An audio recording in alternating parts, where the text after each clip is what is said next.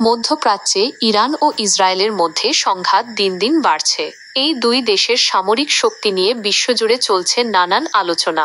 সংখ্যার দিক থেকে ইরান এগিয়ে থাকলেও প্রযুক্তি ও আধুনিক সরঞ্জামের দিক থেকে ইসরায়েল অনেক বেশি প্রস্তুত। জনশক্তি: ইরানের 6 লাখেরও বেশি সক্রিয় সেনা সদস্য আছে, যেখানে ইসরায়েলের সক্রিয় সদস্য সংখ্যা প্রায় 1,69,000। তবে রিজার্ভ সেনার সংখ্যায় ইসরায়েল বেশ এগিয়ে। তাদের প্রায় 4.5 লাখ রিজার্ভ সেনা আছে, আর ইরানের আছে 3.5 লাখ। এর মানে হলো যুদ্ধ শুরু হলে দ্রুত সেনা তলবের ক্ষমতা ইসরায়েলেরই বেশি। প্রতিরক্ষা বাজেট: প্রতিরক্ষা বাজেটের ক্ষেত্রে দুই দেশের মধ্যে বিশাল পার্থক্য। ইসরায়েল বছরে প্রায় 27 বিলিয়ন মার্কিন ডলার প্রতিরক্ষা খাতে খরচ করে, যা ইরানের 10 বিলিয়ন ডলারের চেয়ে প্রায় 3 গুণ বেশি। এই বিপুল অর্থ তারা উন্নত প্রযুক্তির যুদ্ধাস্ত্র, গোয়েন্দা সরঞ্জাম এবং অত্যাধুনিক আকাশ প্রতিরক্ষা ব্যবস্থা তৈরিতে ব্যবহার করে। যুদ্ধ বিমান ও বিমান প্রতিরক্ষা ব্যবস্থা: যুদ্ধ বিমানের সংখ্যায় দুই দেশ প্রায় কাছাকাছি হলেও গুণগত মান এবং প্রযুক্তিতে অনেক পার্থক্য আছে। ইসরায়েলের হাতে আছে উন্নত মার্কিন তৈরি F-35 স্টিলথ বিমান, যা রাডারে ধরা পড়ে না।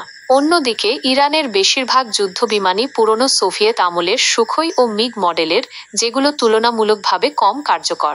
বিমান প্রতিরক্ষা ব্যবস্থায়ও ইসরায়েল অনেকটা এগিয়ে। তাদের কাছে আয়রন ডোম, ডেভিড স্লিং এবং অ্যারো সিস্টেমের মতো বিশ্বমানের প্রতিরক্ষা প্রযুক্তি রয়েছে।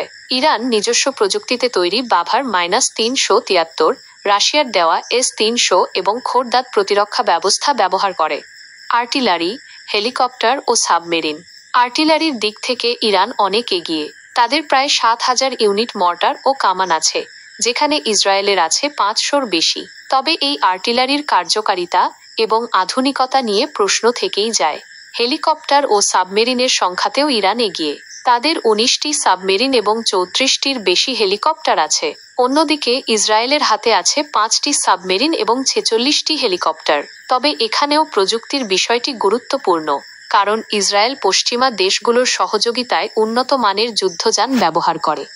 সংঘাতের ভবিষ্যৎ: এই সামরিক শক্তির তুলনা একটি বড় প্রশ্ন তৈরি করে। এই সংঘাতের শেষ কোথায়?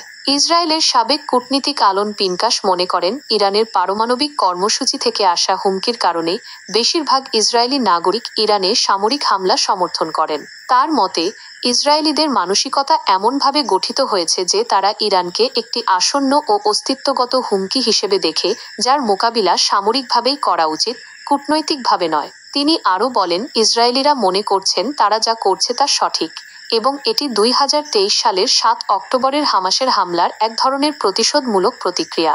এই বিশ্লেষণ থেকে আপনার কি মনে হয়, এই সংঘাতের ভবিষ্যৎ কোন দিকে মোড় নিতে পারে?